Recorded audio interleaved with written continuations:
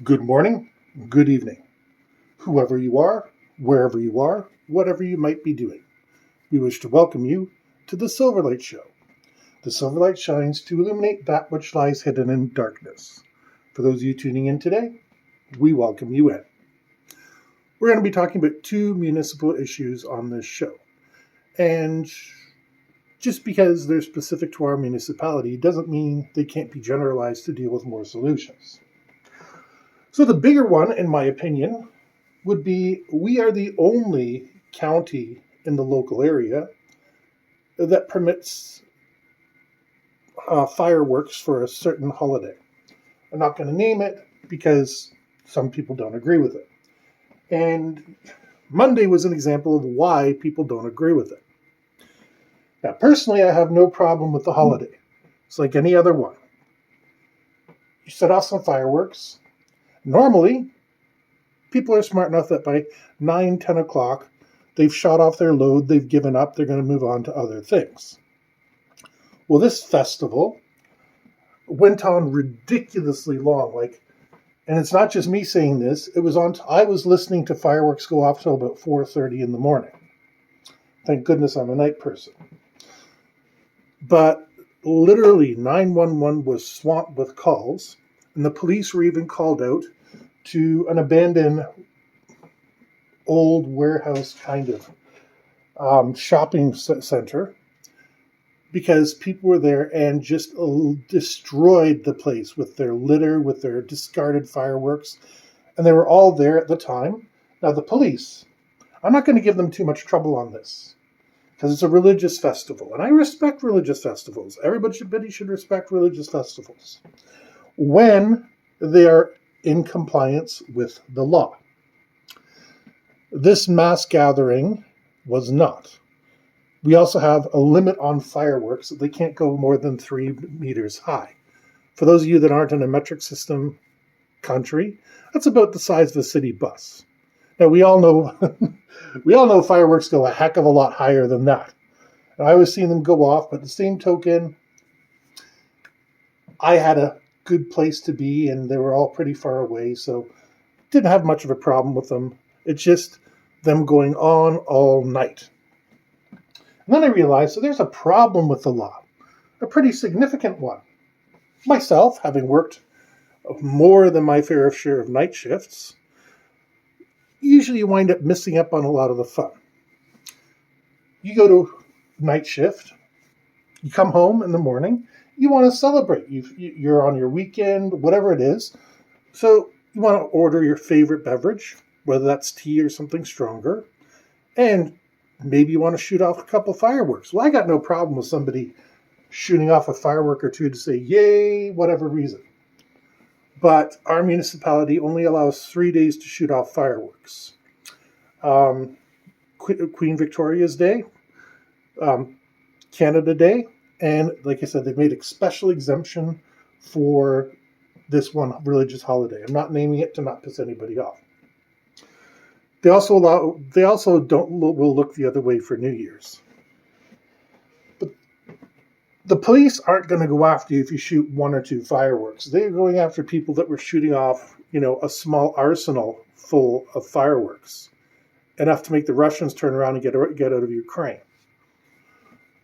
We need to come up with a more humane law, and I don't know what that law will be. There's smarter people than myself out there. I'm sure they can come with some sort of compromise.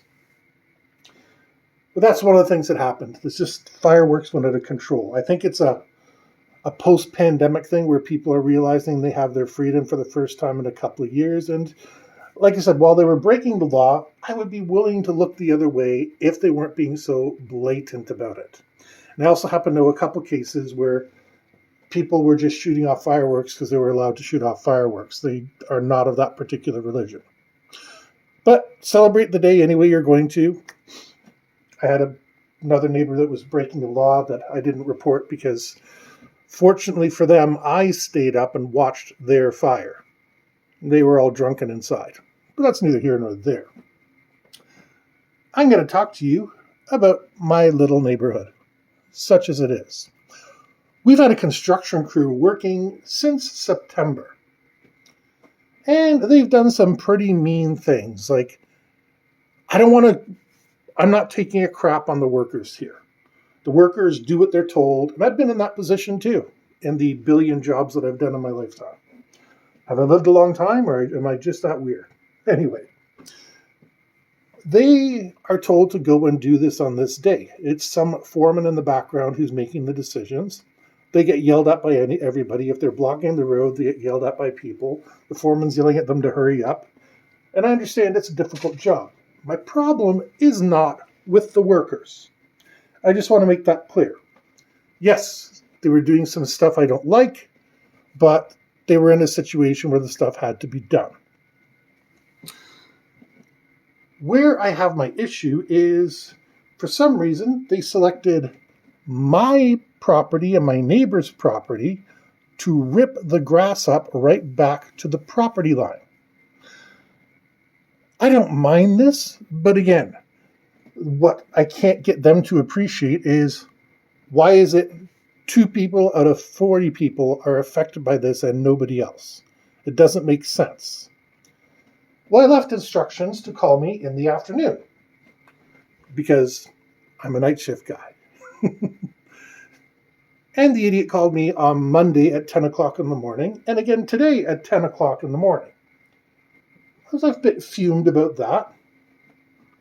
But I decided I was going to get it over with today because my sleep had been destroyed by 10 million other things, and I said, oh, what the hell, get this over with. And I got to talking to him, and the longer I talked to him, the less things made sense.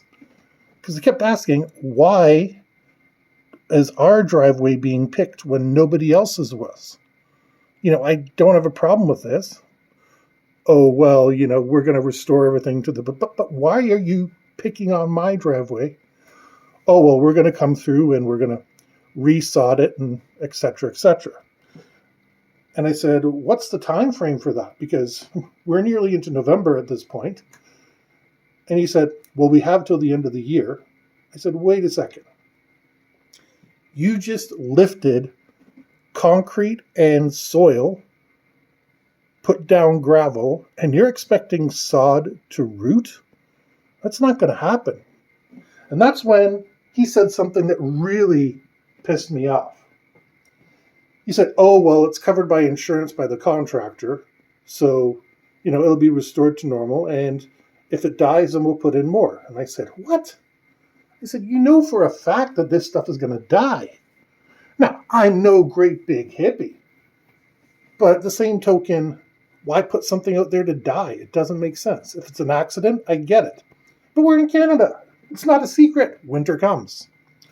And putting sod on top of gravel, maybe if you put it on top of some sort of, perfect loam, perfect mixture and everything, it might stand a bit of a chance. But no, they're just going to throw it, slap it down on top of gravel.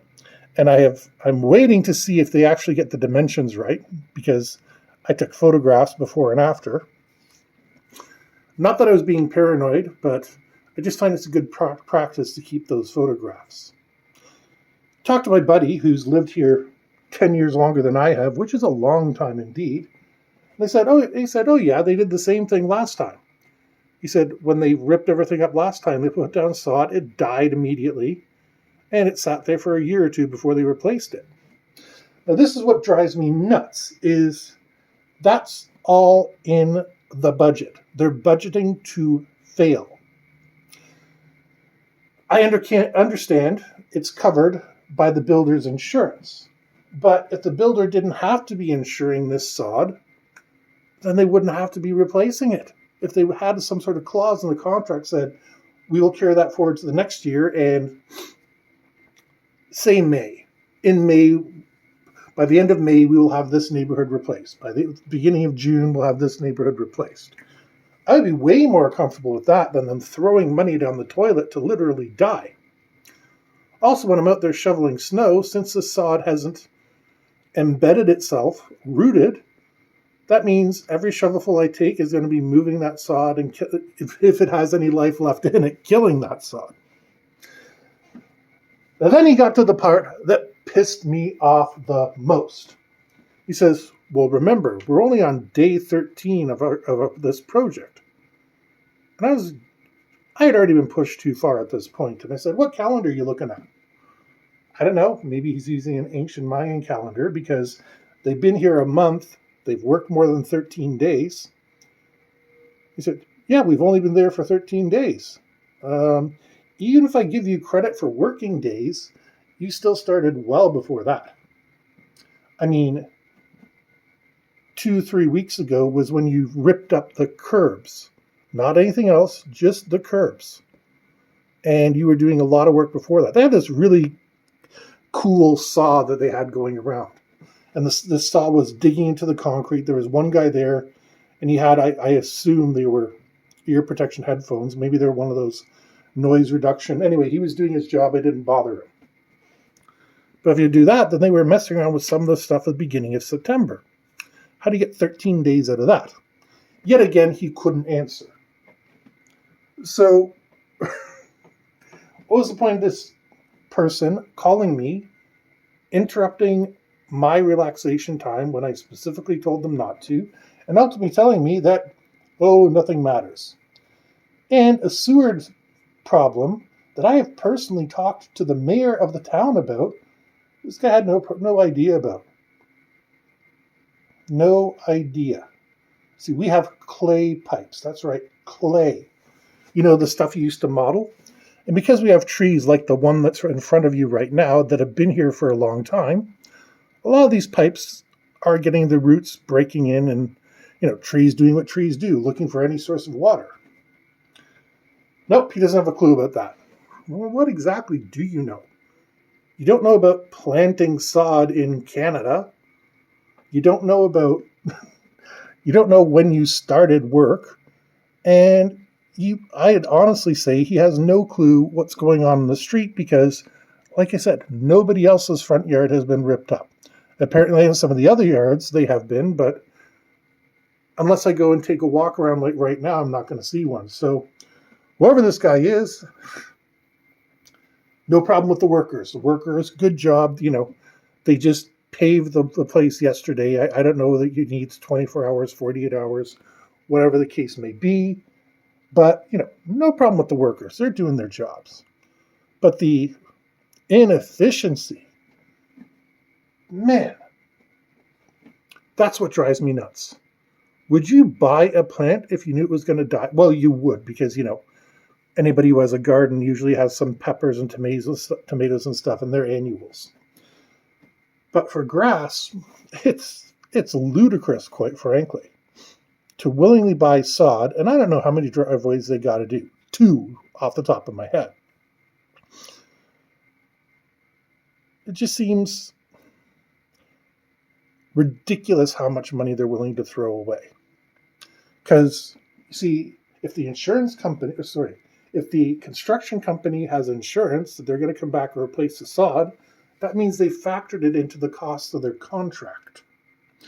And if they're doing that, the price is artificially higher than if they just said, we will resod it at the beginning of the year after the frost is done, etc., etc. It's waste by City Hall, but it's in a way that they can't really control. Just because somebody's not thinking when they sign that contract. And since I've come across this little bit of waste, I'm starting to wonder what else I might find. Because the waste is being hidden. And I imagine they're going to get a separate contract to come back through and replace the sod. I have to start learning about this because I don't really know how to tell anybody other than, hey, look what I just discovered. And it's not going to make you feel good. So anyways, if you're going to set off fireworks, please stop at about 10 o'clock at night. Be nice. Some people have small infants. 9 is better. I understand you're waiting for the sun to go down and in the summer, June, July. I get it. So, 9, 10 o'clock, please be nice. And yeah, start looking into what your city is doing because you'll probably find out more than you can imagine. With that, I'm going to bring this episode to a close. We hope you enjoyed this episode of the Silverlight Show. If you did, please like, share, subscribe. Click on the link down on the description. It'll take you to a link with some of our books. Buying one of those books really helps out the channel. And we hope you have a fantastic day.